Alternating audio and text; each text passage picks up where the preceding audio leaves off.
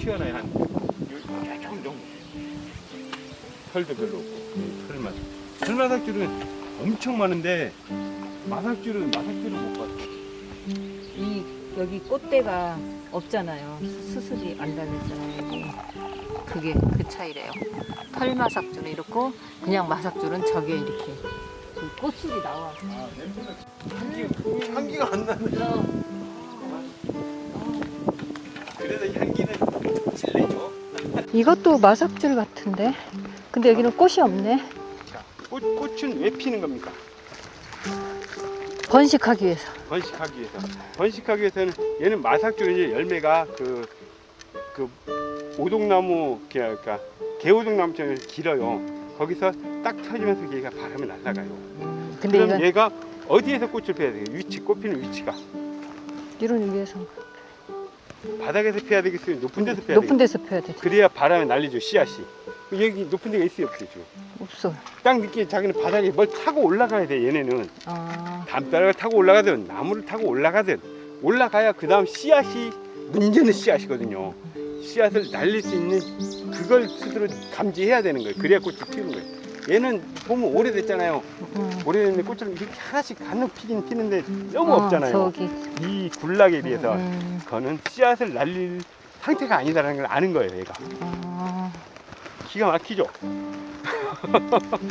좀 있는데 꽃이 없잖아요. 스스로 아는 거예요. 이게 이 상태에서는 꽃을 피워도 에너지 낭비가 된다. 씨앗이 멀리 못 간다. 그러면 안 피는 거예요. 바닥으로 계속 기어가는 거예요. 만날 때까지. 계속 그냥 줄기만 뻗어나가는. 만나면 타고 올라가는 거 이렇게 뭐 미치면 타고 올라가는 거예요. 그러면 얘네들 피는 거예요.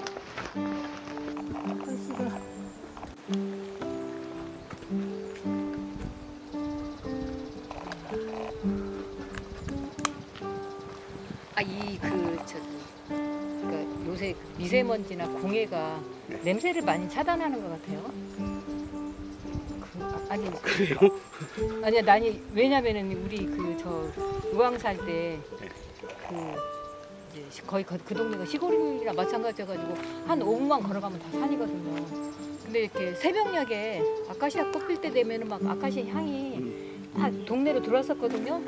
근데 이제 거기에 고속도로 하나가 쫙 가천봉당 고속도로가 지나가면서 전혀 그 냄새가 안 와요. 그거는 미세먼지 때문에 특히나 새벽은 미세먼지가 가장 없을 때예요. 미세먼지하고 관계 있다기엔 약간 그렇고 고속도로가 생기면 뭔가 산을 뚫거나 뭔가 방음벽이 생기거나 이렇게 하잖아요. 그러면 변하는 건 미세먼지가 아니라 바람 길이 변해요. 아니 근데 이제 우리가 이제 맨날 운동 다니는 코스니까 가까이 가서 맡아도 예전만큼 그러니까 요런 데 있는 거다고 그 도심 가까이 있는 향하고는 조금 더 그렇게 생각해서 그런지. 새벽에 향기가 안전해 오는 거는 아마 고속도로 생기면서 바람 길을 변하게 해서 그랬을 것 같고 그냥 가까이 가서 하는 거는 우리가 어릴 때는 이것저것 따먹으면 맛있잖아요. 뭐 과일도 따먹으면 맛있는데 요즘 아이들한테 그거 먹어보라 그러면 전부 다 대개는 퇴퇴퇴 그래요. 맛은 단맛은 있는데 길들여진 그 맛에 안 따라오고 그거에 한참 못 미치기 때문에 퇴퇴퇴 하죠. 우리는 어릴 때 되게 맛이 달달하고 먹었던 것이 그 이유는 길들여진 맛은 뭐예요? 설탕 맛이잖아요. 초콜릿 맛. 근데 향도 마찬가지일 거라는 생각이 지금 문득 들어요. 우리는 지금 향수도 뿌리고 뭐 화장품도 바르고 이렇게 하면 향기에 많이 길들여져 어떤 거에 그거에 미치지 못하면 딱 해도 그 향이 우리가 약하다라고 느낄 것 같아요. 너무 강한 비슷하게. 향에 우리가 많이 길들여져 있죠. 길들여져 화장품이라든지 향수라든지 그런 것들에 이 핸드크림만 해도 벌써 또 향기가 나잖아요. 그쵸. 그래야 사람들이 또 좋아하니까. 또 어떤 건 샴푸에도 향이 나고. 그러니까 우리가 항상 그런 향기 속에 살아요. 그러다 보니까 잘 못 느낄 수가 있다는 생각이 들어요. 우리 이거 해보셨어요? 아마요? 까마가 아니라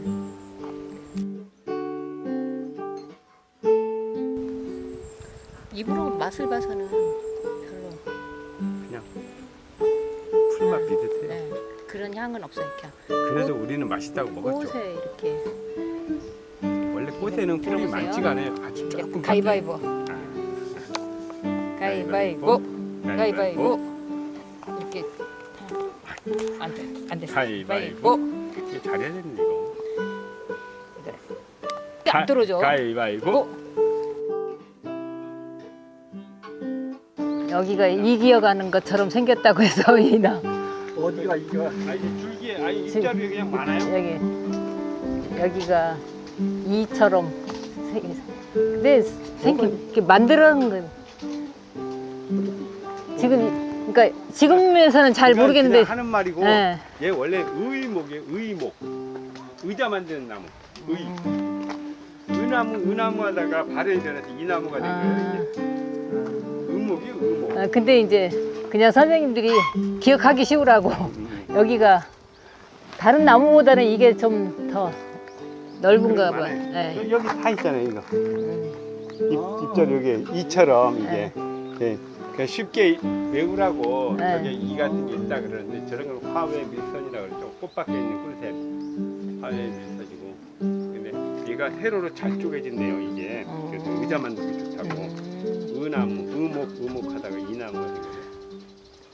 이게 보면 얼른 보면 이 숲이가 저기 뭐냐 대패집 나무랑 비슷한 것 같은데 지금은 여기에서 봐서 그렇고 심어놓은 거잖아요, 이게.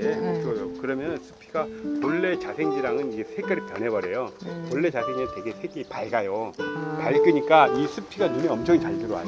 그리고 보면 숲이가 지금 가로로 갈라졌죠. 대패집은 세로로 갈라져요. 여기. 그 대패집은 약간 옴개구리 등딱지처럼 이렇게 갈라, 이렇게. 얘는 이렇게 갈라졌잖아요, 지금. 이렇게. 그렇게 또 구분하면 대패집은 되겠네. 이렇게 갈라져요. 대패집은 세로로 이거는. 근데 너무 멀리 있어가지고